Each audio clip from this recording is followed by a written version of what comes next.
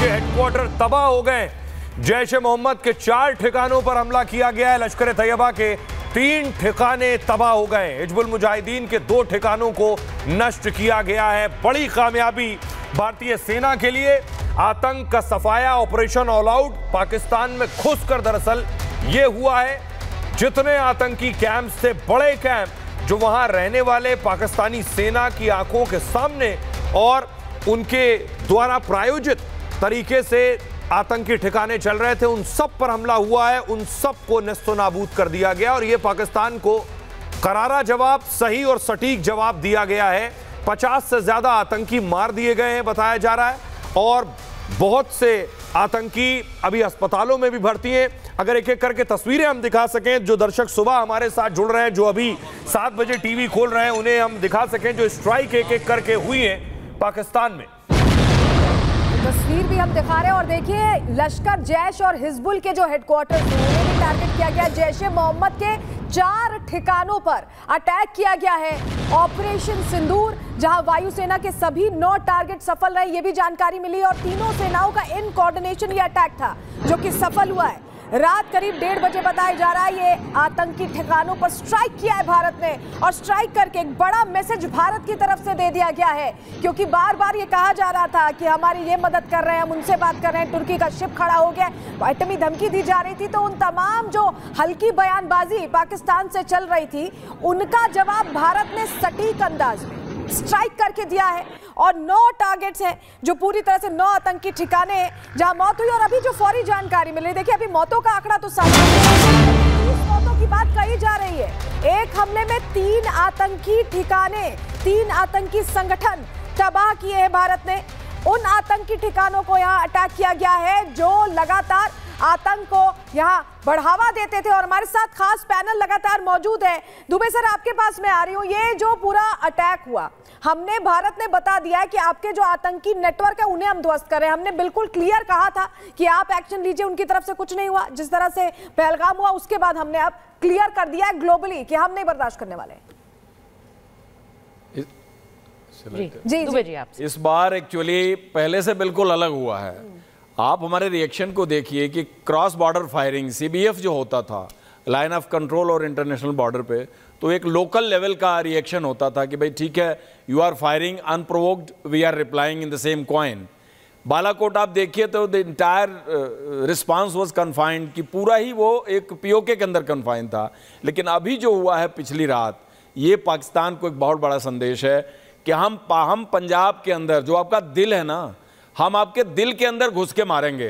ये एक बहुत बड़ी बात हुई है। ये बहुत आगे का स्टेप है, ये बहुत आगे का स्टेप है। और पाकिस्तान को ये भी समझना चाहिए कि ये हमारा बड़ा ही calculated against the terror targets, जो आतंकवादियों का ठिकाना है, हम उसको टारगेट कर रहे हैं। अभी भी भारत कहीं ना कहीं बहुत बड़ा एक संयम बरत रहा है कि मिलिट्री इस्टेब्लिशमेंट और सिविलियन इस्टेब्लिशमेंट, वो हमारा टारगेट अभी नहीं है।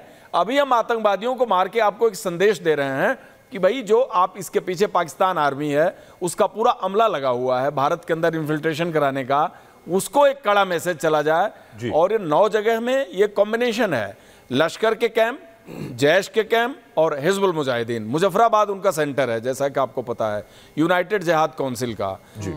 सैयद सलाउद्दीन उसका सरबराह है, चीफ है, सुप्रीम कमांडर है पूरे कंग्लोमरेट का।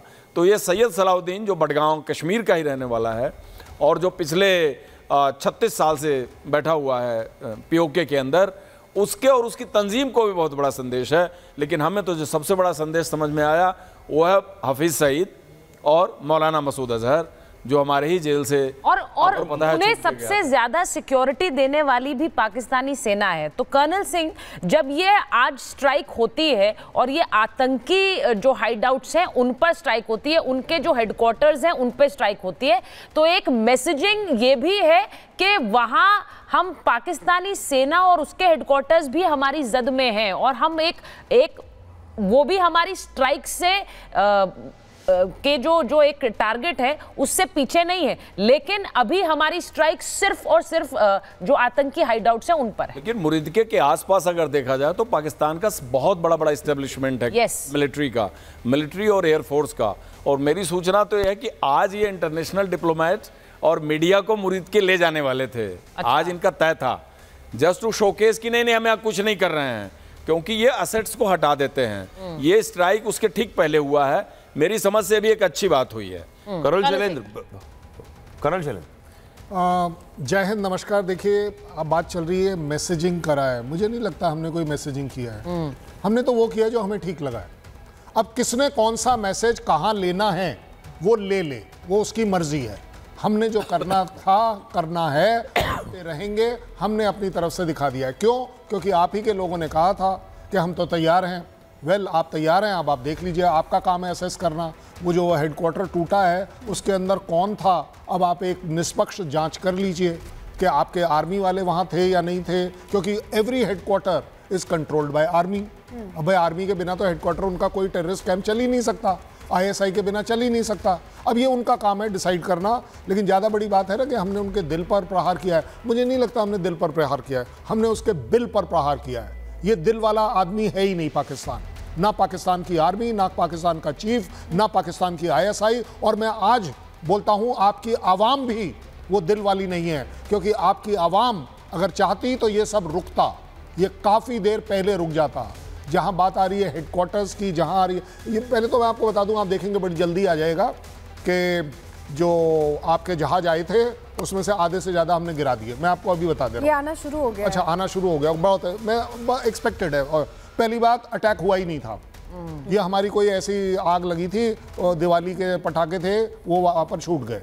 फिर उसके बाद आएगा कि पिछली बार 2 कौवे मरे थे, तो अब आप विश्वास नहीं करेंगे, अब होगा 2 कौवों के साथ कुछ भेड़ बकरी भी मरे हैं, क्योंकि अदरवाइज ऑल्सो पाकिस्तान में टेररिस्ट को भेड़ बकरी की तरह ही ट्रीट नहीं। पर कर्नल सिंह, इस बार थोड़ा फर्क है। आपने बिल्कुल सही कहा कि बालाकोट जब हुआ था तब पहले उसको डिफ्लेक्ट करने की कोशिश, उसे न मानने की बात, लेकिन इस बार जब हमला हुआ है तो सबसे पहले शहबाज शरीफ का खुद का पोस्ट आया जिसमें वो कह रहे हैं कि हम पर हमला हुआ है और हम इस पर हमारे पास अधिकार है कि हम इसका जवाब देंगे। तो वो ये कबूलनामा उनका शुरुआत में ही आ गया, जिसका सीधा मतलब ये है कि इस हमले का स्केल ऐसा है कि आप उसे डिनाई नहीं कर सकते। स्केल तो 100% बढ़ गया। जैसे ही आप POK क्रॉस कर गए, आप उन टारगेट्स बहालपुर में चले गए, मुनीर के में चले गए, तो अब आपका वो जो हमने, आप याद है हम लोगों ने ये बात करी थी कि पाकिस्तान अगर हमें तुम्हारी लंबाई, चौड़ाई और गहराई भी नापनी पड़ी तो इस बार हम जरूर नाप देंगे। आप देख रहे हैं, आप एग्जैक्टली वही हो रहा है। कहीं जहां पर देखिए POK they are always expecting कि हाँ जी कुछ ना कुछ करेंगे, लेकिन ये कभी वो एक्सपेक्ट नहीं कर सकते थे कि 9 टारगेट्स को इकट्ठा लेंगे और लेंथ एंड डेप्थ में लेंगे।